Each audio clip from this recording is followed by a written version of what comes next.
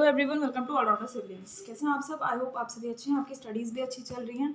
आज हम करने वाले हैं बायोलॉजी क्लास 8 ICSE बोर्ड। आपको पता है क्लास 8 बायोलॉजी का 9th चैप्टर ये हमने स्टार्ट किया था, useful micro organisms, animals and plants.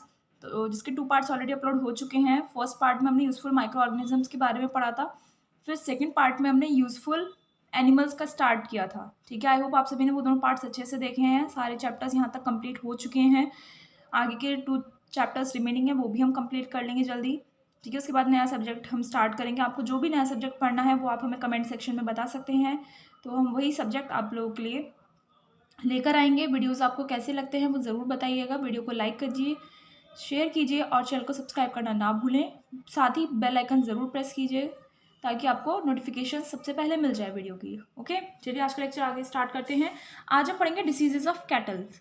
Kettles जो होती हैं उनमें कौन कौन सी बीमारियां होती हैं। ठीक है, like humans cattle also suffer from diseases by bacteria and viruses. Humans के जैसे कैटल्स में भी बहुत सारी बीमारियां होती हैं जो बैक्टीरिया और वायरसेस की वजह से होती हैं। Dairy animals should be vaccinated regularly to be protected from diseases.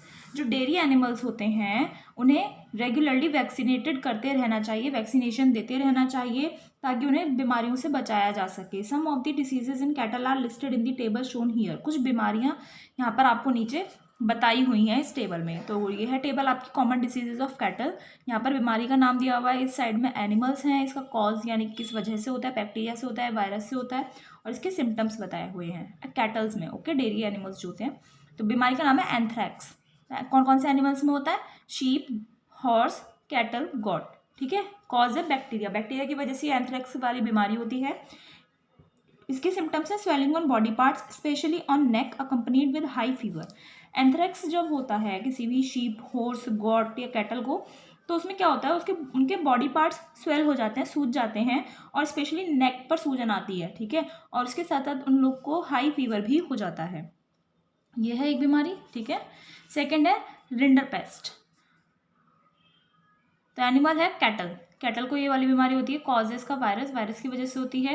तो इसके सिम्टम्स क्या है? हाई फीवर होता है, लॉस ऑफ एपेटाइट, भूख कम लगने लगती है इन्हें, और सेलिवेशन होता है, बहुत ज़्यादा लार निकलने लगती है इनके मुंह से, एक्सेसिव डिहाइड्रेशन, और इनकी बॉडी में एक्सेस डिहाइड्रेशन हो जाता है, पानी की कमी हो जाती है बहुत ज़्यादा।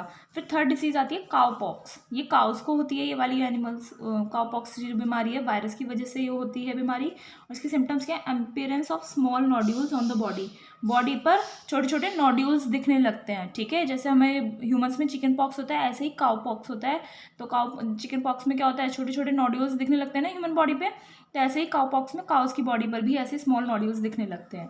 फोर्थ है food and mouth disease. Food and mouth की डिसीज होती है। ठीक है, एनिमल्स कौन कौन से? कैटल, शीप, स्वाइन, गॉट होती है एक, उसमें होती है वायरस की वजह से ये वाली बीमारियां होती हैं। सिम्टम्स क्या है? एक्सेसिव सेलाइवेशन, बहुत ज़्यादा लार निकलने लगती है इन वाले जानवरों के मुंह से जिन्हें ये वाली बीमारियां हो जाती हैं।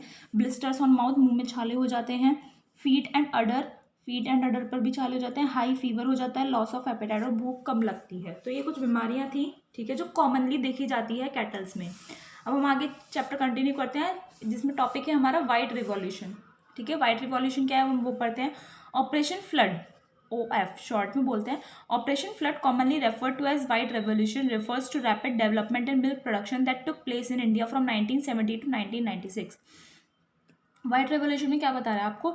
ऑपरेशन फ्लड, इसे हम कॉमनली व्हाइट रेवोल्यूशन भी बोलते हैं। तो ये व्हाइट रिवॉल्यूशन क्या है? रैपिड डेवलपमेंट, बहुत तेज क्विक डेवलपमेंट होना मिल्क प्रोडक्शन में। ठीक है, जो इंडिया में हुआ था।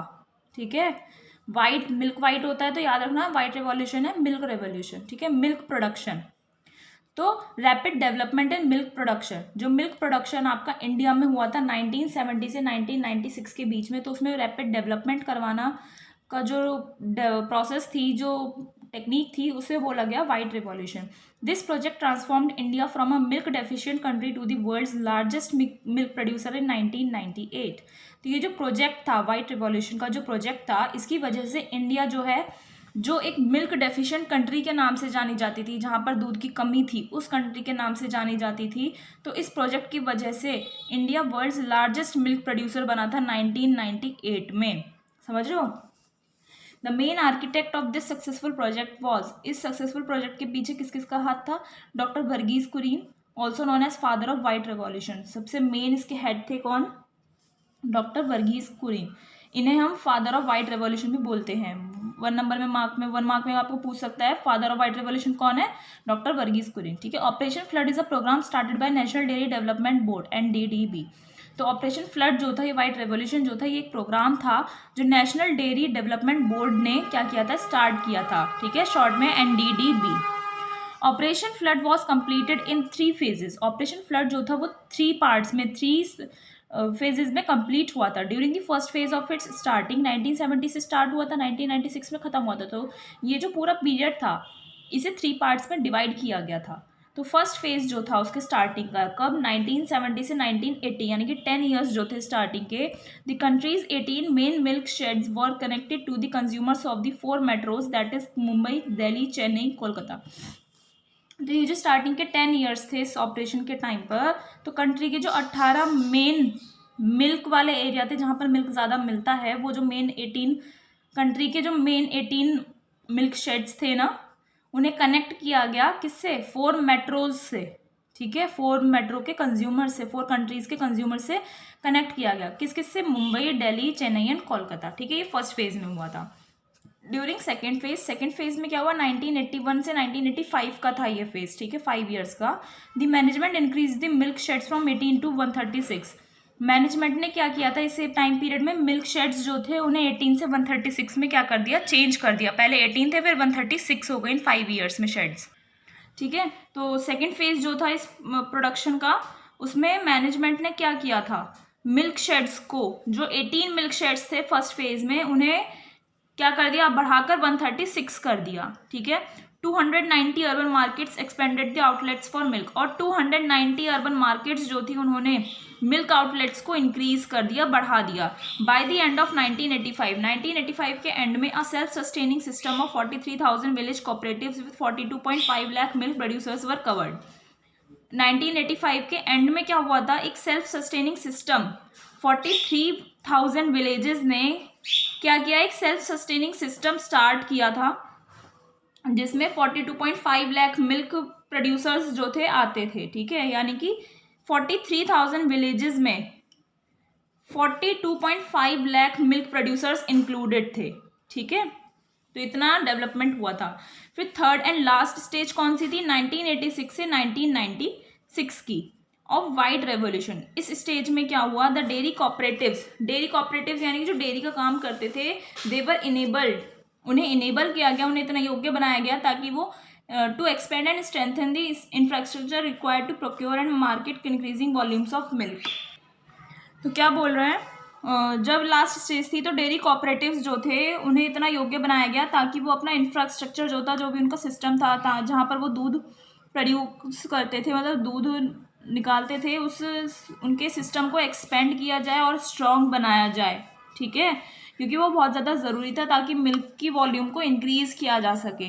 Veterinary, first aid, health care services, feed and artificial insemination services for cooperative members were extended along with intensified member education.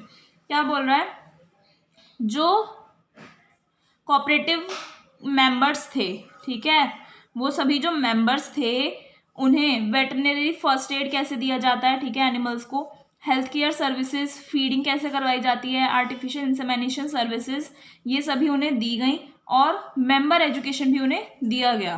तो इस तरीके से पूरा वाइट रेवोल्यूशन 3 स्टेजेस में डिवाइड किया गया, ताकि जिससे क्या हुआ, इस पूरे प्रोजेक्ट से इंडिया एक मिल्क डेफिशिएंट कंट्री से world's largest milk producer country बन गई थी। ओके, आगे है meat and egg yielding animals. अभी हमने मिल्क प्रोड्यूसिंग एनिमल्स पढ़े थे, ठीक है, अब वो पढ़ेंगे meat and egg yielding animals, जिन एनिमल्स से हमें मीट और एग मिलता है।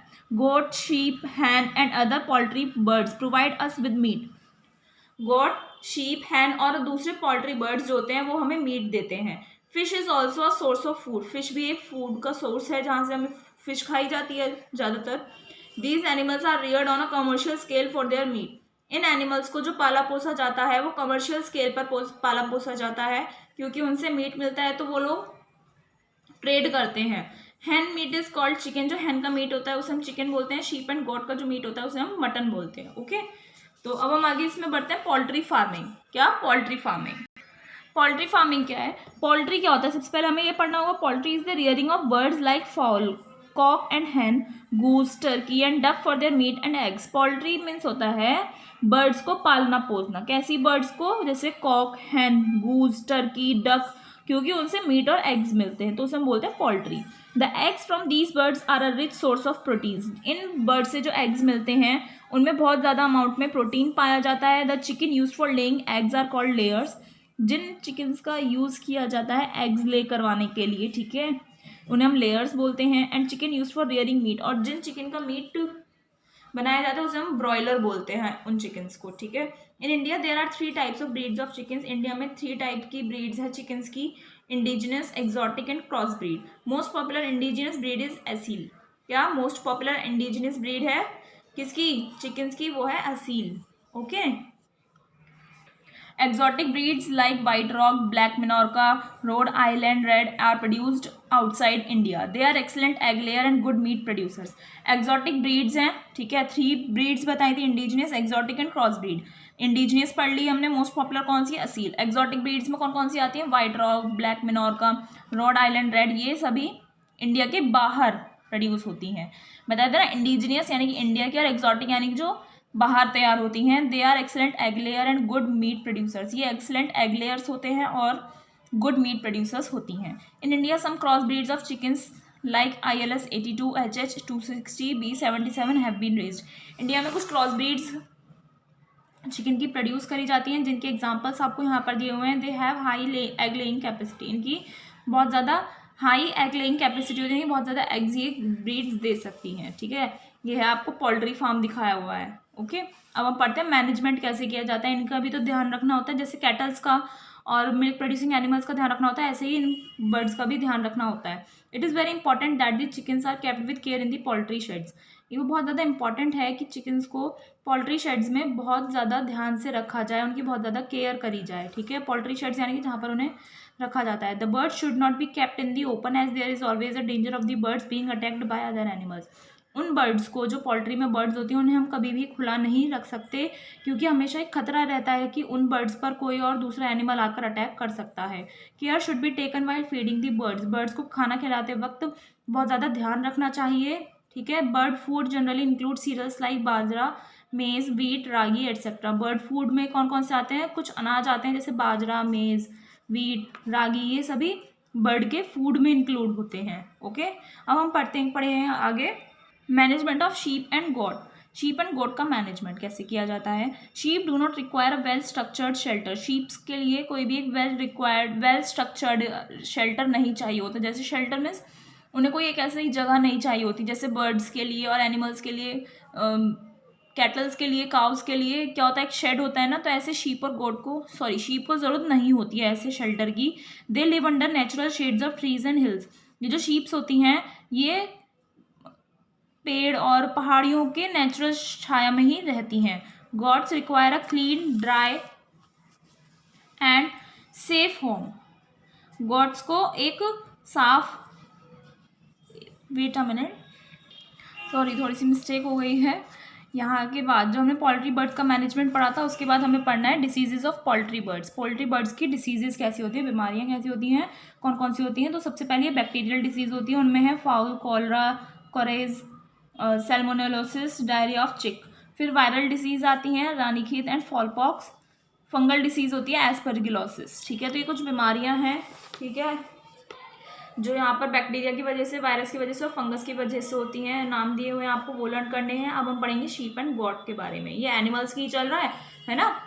फिर हम पढ़ेंगे प्लांट्स के बारे में। शीप एंड गॉट में क्या है, animals like goat, hen, sheep are reared for their flesh और मीट। इन एनिमल्स को पाला पोसा जाता है उनके मीट के लिए। Sheep provides us mutton, wool and hide means leather.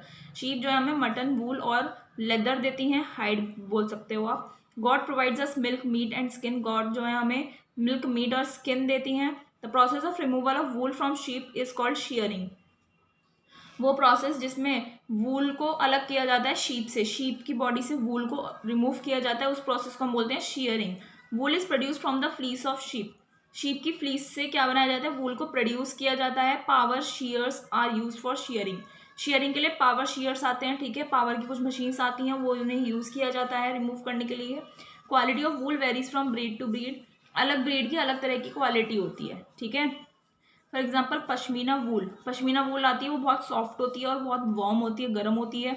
It is obtain from Indian breeds, उसे इंडियन ब्रीड से ऑब्टेन किया जाता है। उस इंडियन ब्रीड का नाम है pashmina, which is found in Kashmir and Himalayan areas. जो ये वाली जो इंडियन ब्रीड है शीप की, वो कश्मीर और हिमालयन एरियाज में मिलती है। Important breeds of sheep in our country are, हमारी कंट्री में शीप की इंपॉर्टेंट ब्रीड्स कौन सी हैं? Nellore, Mandya, Dorset, Marwari, Bikaneri, Rampuri and Deccani. Important breeds of goat includes Gaddi, Jamnapari, black Bengal, Assam hill, Deccani, Kashmiri and many more. बहुत सारी इंपॉर्टेंट ब्रीड्स आपको गॉट की दी हुई हैं, ठीक है। अब हम पढ़ेंगे management of sheep and got, जो अभी हम बाय मिस्टेक पढ़ रहे थे। Sheep do not require a well structure shelter, इन्हें वेल रिक्वायर्ड स्ट्रक्चर की जरूरत नहीं होती है, वेल स्ट्रक्चर की, ठीक है। They live under natural shades of trees and hills, वो ट्रीज एंड हिल्स के नेचुरल शेड में रहते हैं, ठीक है, नेचुरल छाया में रहते हैं। Goats require a clean, dry and safe home, goats को एक साफ और सूखे और सुरक्षित घर की जरूरत होती है। Goats should be protected from heat and cold, और गॉड्स को गर्मी और ठंडी से बचाना चाहिए। Sheep and goat are given grains, gram chaff, oil cakes and mineral mixture along with grass, foliage, herbs etcetera. Sheep and goat को क्या दिया जाता है खाने के लिए? Grains, gram chaff, oil cakes, mineral mixtures दिए जाते हैं, ग्रास, फॉलिएज और हर्ब्स भी बहुत सारी दी जाती है शीप एंड गॉट को, ठीक है। ये मैनेजमेंट में है। शीप एंड गॉट का मैनेजमेंट जब होता है, उनका भी देखभाल करनी पड़ती है। अब डिसीजेज पढ़ते हैं शीप एंड गॉट की। Sheep and goat suffer from bacterial and viral diseases, sheep and goat में भी बैक्टीरियल और वायरल डिसीजेज होती हैं। Regular immunisation and proper sanitation help in the prevention of diseases. Regular immunisation, अगर immunities boosters दिए जाते हैं, उन्हें इम्यूनाइजेशन करवाया जाता है और प्रॉपर सैनिटेशन उनका किया जाए, तो उससे उन्हें बीमारियों से बचाया जा सकता है। अब हम आगे पढ़ते हैं ड्रॉट एनिमल्स। हम एनिमल्स पढ़ रहे हैं, यूजफुल एनिमल्स कौन कौन से होते हैं, है ना। तो यूजफुल एनिमल्स में हमने मिल्क यील्डिंग एनिमल्स पढ़ लिए, और कौन से एनिमल्स पढ़े थे अभी हमने? मीट एंड एग एनिमल्स भी पढ़े थे, ठीक है। अब हम पढ़ेंगे ड्रॉट एनिमल्स। ड्रॉट एनिमल्स कौन से होते हैं, अब हम वो पढ़ते हैं, ठीक है। मीट एंड एग एनिमल्स में भी हमने बर्ड्स के बारे में पढ़ा, शीप, गॉट, इन सब के बारे में पढ़ा। अब हम ड्रॉट एनिमल्स पढ़ते हैं। Animals which are use to carry loads and doing labour in fields like carting, tilling and ploughing are called draught animals. वो एनिमल्स जिन्हें यूज किया जाता है भारी वजन कैरी करने के लिए और मजदूरी करने के लिए खेतों में, जैसे कार्टिंग, टाइलिंग एंड प्लोइंग, इन सभी एनिमल्स को हम बोलते हैं draught animals. Animals are being used as a means of transportation since ancient times. Animals का यूज किया जाता है as a means of transportation, पुराने टाइम से एनिमल्स का यूज किया जाता है as a means of transportation, okay. यानी कि सामान ले जाने करने में किसका यूज किया जाता है? एनिमल्स का यूज किया जाता था। We have all seen bullock carts, horse carts and camel carts. हम सभी ने बुलक कार्ट, हॉर्स कार्ट और कैमल कार्ट्स देखी है, ठीक है। Elephants, mules, donkeys and horses also help in carrying load and transporting goods from one place to another. Elephants, mules, donkeys and horses, ये सब भी हेल्प करते हैं लोड को कैरी करने में, ठीक है, भार वजन उठाने में और सामान को एक जगह से दूसरी जगह पर ट्रांसपोर्ट करने में। Bullocks are used extensively by farmers in ploughing and irrigating. Bullocks का यूज किया जाता है, सबसे ज़्यादा जो बुलॉक्स का यूज किया जाता है फार्मर्स के द्वारा किया जाता है प्लोइंग में और इरिगेटिंग में। इन डेजर्ट एरियाज में the main form of transportation of human beings and goods is the camel. Desert areas में ज़्यादा, रेगिस्तानों में क्या पाया जाता है? कैमल पाया जाता है। तो कैमल को यूज़ किया जाता है सामान को और इंसानों को एक जगह से दूसरी जगह पहुंचाने में। Camel is hence known as the ship of the desert, इसीलिए कैमल को शिप ऑफ द डेजर्ट भी बोला जाता है। अब हम पढ़ते हैं एपीकल्चर के बारे में। एपीकल्चर क्या होता है? द रियरिंग ऑफ बीज for honey is called apiculture. बीज को, यानी जो मधुमक्खियाँ होती हैं, उनको पालना पोसना उनके शहद के लिए, जो शहद वो इकट्ठा करते हैं, उसे हम बोलते हैं apiculture. The scientific name for honey bee is APs. Scientific name क्या है हनी बी का? Apis. In the process of rearing the bees को रियर करने के प्रोसेस में क्या होता है? Special wooden boxes are placed in the orchards में स्पेशल वुड के बॉक्स लगाए जाते हैं, ठीक है। At the doors of these boxes there are pores from which the bees can move in और आउट। और उनके इन बॉक्सेस के डोर्स पर ना पोर्स होते हैं, छोटे छोटे छेद होते हैं, जिसमें से बीज जो है बाहर आ भी सकती हैं और अंदर जा भी सकती हैं। The boxes are used as a hive by the bees and are called apiaries. तो ये जो बॉक्सेस होते हैं, ये जो बीज होती हैं इन बॉक्सेस को एज अ हाइव यानी कि अपने छत्ते की तरह, जो इनका घर होता है उसकी तरह यूज़ करती हैं, और इन बॉक्सेस को हम क्या बोलते हैं, एपियरीज बोलते हैं। Generally normally there are thousands of bees in one hive along with one queen bee. एक रानी मधुमक्खी के साथ हज़ारों बीज उसमें रहती हैं। Most of the bees are workers और ड्रोन्स। मोस्ट ऑफ दी जो बीज होती हैं वो वर्कर्स होती हैं, ड्रोन्स बोल सकते हो आप उन्हें। These bees collect nectar from flowers which they turn into honey. ये जो मधुमक्खियाँ होती हैं वो फ्लावर से नेक्टेयर कलेक्ट करती हैं, जिसे वो बाद में हनी में कन्वर्ट कर देती हैं। Honey is rich in carbohydrates and is thus very good for health. Honey में बहुत ज़्यादा अच्छा अमाउंट में कार्बोहाइड्रेट्स पाया जाता है, इसलिए हमारी हेल्थ के लिए अच्छा होता है। Bees wax also produced from apiculture. Apiculture से बीज वैक्स आती है, वो भी प्रोड्यूस करी जाती है। And it is used in the manufacturing of candles, cosmetic items etcetera. Cosmetic items और कैंडल्स में बीज वैक्स का यूज़ किया जाता है। तो ये था एपीकल्चर के बारे में। अब हम पढ़ते हैं पिस्सीकल्चर के बारे में। क्या? पिस्सीकल्चर के बारे में। Raising fish commercially in tanks और enclosures like fish ponds usually for food और business is called fish farming और पिस्सीकल्चर। पिस्सीकल्चर हो गया फिश फार्मिंग, ओके। एपीकल्चर क्या हो गया? Bee farming, okay. तो पिस्सीकल्चर में क्या है आपका? फिशेस को बड़ा करना, उनकी रेज करना कॉमर्शियली टैंक्स में या फिर फिश पॉन्ड्स में, ऐसे एनक्लोजर्स में। एनक्लोजर्स यानी फिश पॉन्ड्स बंद होते हैं ना, तो ऐसी चीज़ों में फिश को रेज करना फूड के लिए या बिजनेस पर्पस के लिए, उसे हम बोलते हैं फिश फार्मिंग या फिर pisciculture. It is the principal form of aquaculture. Aquaculture की ये प्रिंसिपल फॉर्म है, मेन फॉर्म है। एक्वाकल्चर में पानी में जो कल्चर कराया जाता है। The fish may be reared in small and large rivers, lakes, canals etcetera. Fish को जो आप पाल पोस सकते हो वो छोटे छोटे बड़ी रिवर्स में, लेक्स में, कैनाल्स में कर सकते हो। Hatcheries are developed where in fish seeds और fish eggs are put. Hatcheries ऐसी जगह होती हैं जहाँ पर फिश की सीड्स को या फिश के एग्स को रखा जाता है ताकि आगे का उनका डेवलपमेंट हो सके। Later when they grow and are nurse, जब बाद में जब उन एग्स को उन हैचरीज में रखा जाता है, तो जब वो ग्रो हो जाती हैं, वो एग्स जब ग्रो हो जाते हैं और उन्हें नर्सिंग दी जाती है, उनका ध्यान रखा जाता है, young fishes are finally harvested. Young fishes जो होती हैं, जो छोटी फिशेज होती है, वो आ जाती हैं, ठीक है। Culturing fish can be done in various processes and classifying them can be done based on the way they are grown in the ponds. Fish की जो कल्चरिंग की जाती है, ऐसे ग्रो जो करवाया जाता है, उसे वेरियस प्रोसेसेस के थ्रू करवाया जा सकता है। और कल्चरिंग फिश को क्लासीफाई भी किया जा सकता है। किस बेसिस पर क्लासीफाई किया जाता है? कि उन्हें किस तरीके से पॉन्ड्स में ग्रो करवाया गया है। तो ठीक है, तो पॉन्ड्स में फिशेस को ग्रो करवाने के भी अलग अलग तरीके होते हैं। जैसे मोनोकल्चर, कौन कौन से हैं? Monoculture is a type where a single type of fish is grown in a particular water body.